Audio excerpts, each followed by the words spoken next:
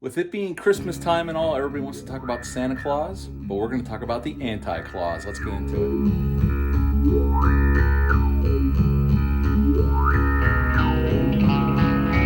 Hey everyone, welcome back to my channel. Hope you're all doing well out there. And today we're going to talk about another Christmas horror film. Well, this one's a little bit more family friendly than the first two I did. The first one I've done is Better Watch Out. You can check on that review. Scroll on down, and I did the 2006 Black Christmas remake. You can check that out as well.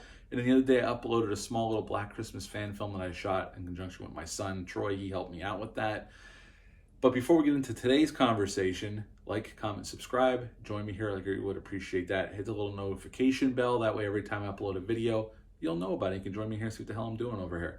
Now today I'm giving it away a little bit by my t-shirt, but we're going to talk about Krampus The Naughty Cut. I got my disc in the mail from Scream Factory yesterday, and I couldn't wait to sit down and watch this last night, which I did because I'm a big fan of the theatrical version. I wanted to see what was put back in. We're going to discuss that. Now, Krampus was co-written and directed by Michael Daugherty, the gentleman who brought us Trick or Treat, which is an awesome Halloween anthology film. It's become an annual viewing experience for a lot of horror fans around the Halloween holiday. I know it is in my house. I love that film. I wish we'd get a sequel, but I don't think we're ever going to get one. I have a feeling we're not going to get one. Now, anyway, this film was originally released December 4th of 2015. I saw it in the theaters opening weekend because I was excited about this film. The theatrical version is an hour and 30 minutes long. This version's about 4 minutes longer, give or take. And the budget was $15 million upon release in America. It made 42.7, and worldwide it made 61.5. So it did make a little bit of money, but it wasn't a huge hit. Now, the cast of this film, we have Adam Scott as Tom. He is the father, patriarch of this family where all the action takes place in this home. Tony Collette plays his wife, Sarah, and they have two kids, Alex and Beth, or Max and Beth, sorry. And then we have David Kochner as Howard. He is the brother-in-law who's coming to stay over the holidays with Allison Tomlin's Linda, who's the sister of Sarah, and they have 4 kids of their own. They also bring an aunt, which is a point of contention with Sarah because she don't get along with her aunt. And Tom's mother lives with them, and she's an older woman from Eastern Europe.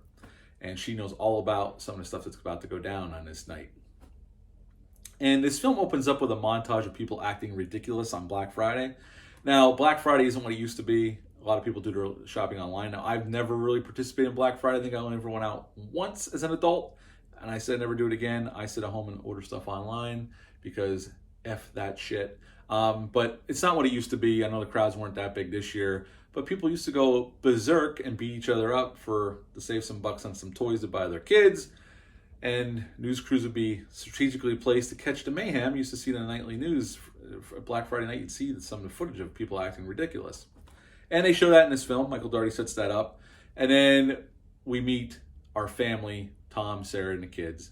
And they're talking about how their in-law, their cousins, brother-in-law, and sister are coming to visit them. And it's going to be a stressful Christmas because they don't see eye to eye with their sister or brother-in-law as much. But like with any family, you get past these differences. But, you know, there's definitely tension in the air when they arrive.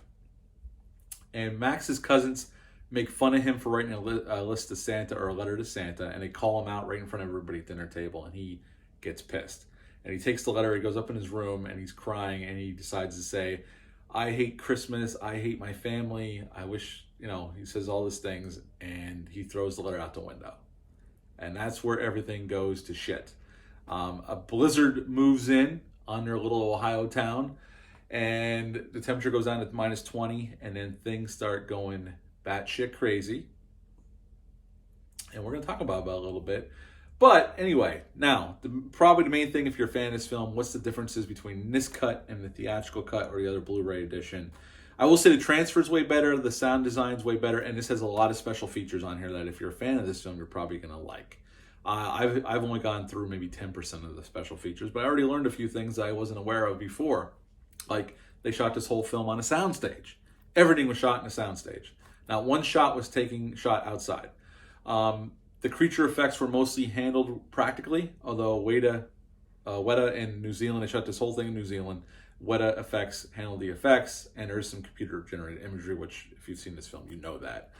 Now, the differences in this version compared to the theatrical version are there's a little bit extra blood, not much, and there's a few little scenes of extra characterization and a few more curse words. Do I think this cut's enough to give this movie a rated R? No, I don't. I didn't see anything here that would warrant a rated R. So if you're expecting a bloodbath by purchasing this, you're not going to get it. Just to let you know. Buyer beware. If you're expecting there's going to be a lot of gore or even a lot more monster action, I didn't really notice a lot more monster action, really. Just a few more little scenes or little shots of things. I think the edits flows a little bit more smoothly with some of the things that were reinserted, but you're not getting a bloodbath here. So if you're expecting that from this cut, forget it. And you get a few more curse words, but that's about all you get from this. But I think this, if you're a fan of this film, I think this is a really great opportunity to upgrade it. The transfer is fantastic. It sounds amazing. And like I said, this is loaded with special features. So if you are a huge fan, it's definitely worth it. If you're a casual fan, stick with the Blu-ray. It's not worth upgrading this if you're just a casual fan of this film. But I thoroughly enjoyed it. Now, what's to love about this film? The directing by Michael Daugherty is really good. The actors are all doing really good here. You actually feel like they're a family, even when they're arguing. And you can tell there's tension in the air when Howard and Linda and the kids show up between, Tom and Sarah's kids and them. And then when the aunt injects herself in this, you can tell Sarah and her aunt don't have a good relationship. But to see Howard and Tom start respecting each other more, they go out and they have a close encounter with one of these monsters, and Tom saves Howard from being taken away. Howard starts having more respect for Tom. And, they argue and they bicker about things, and Howard makes comments, There's definitely, they pit these families as they definitely have different political leanings, but they don't get too specific, except for the gun thing. Other than that, it's played just a family having disagreements, and there's tension in the air when they first get there. But once the shit hits the fan, they come together to try to ward off the things that are trying to get them. Now, the creatures are awesome in this film. And they, like I said, again, they were done mostly practically by way of effects out of New Zealand. The Jack-in-the-Box monster, I love it. The bear, the Krampus monster himself is the coup de grace. He looks amazing in this film. Again, you get a little bit more blood, just a little. It doesn't add a lot of gore here. I think the effects are wonderful. Some of the CGI effects, they hide them pretty good because this film didn't have a lot of money, only $15 million. There's a few scenes with the gingerbread men you could tell they're CGI, which I would expect, especially when they're attacking Howard in the kitchen, because he even says, "I got my ass kicked by some Christmas cookies," which is a great line. And David Koechner is fantastic. Like I said, the whole cast here is really good, even the kids, for what they're given to do. And Michael Daugherty keeps the pace moving. I mean, you get to spend time with these people, and there's some funny moments. Michael Daugherty even said he wanted to make like an Amblin-style family comedy with horror elements. And I think he pulls it off. When the creatures all show themselves, it does get a little scary. I think it's on the same scariness level as probably Gremlins, if you're wondering, to show your kid possibly. It doesn't, the Jack-in-the-Box is pretty freaky looking, and the bear in that. And Krampus himself looks definitely kick-ass. He's definitely creepy, but he looks amazing. And then we get the twist ending, which I know is up to interpretation, where the whole family's sitting there opening presents, and we find out that they're in this snow globe in Krampus's lair, which I always love that ending, because I always felt it's a dark ending. It wasn't a happy ending, even though Max recants his wish. He wants his family, he wants everything to go back to normal, and he's even willing to sacrifice himself for his family. He even tells Krampus, "Take me, let them go." And at the end, they're all together, and it seems like a pleasant Christmas morning. And then we get the twist where they're all in the snow globe, and they're sitting on a shelf in Krampus's lair. I thought that was an awesome ending.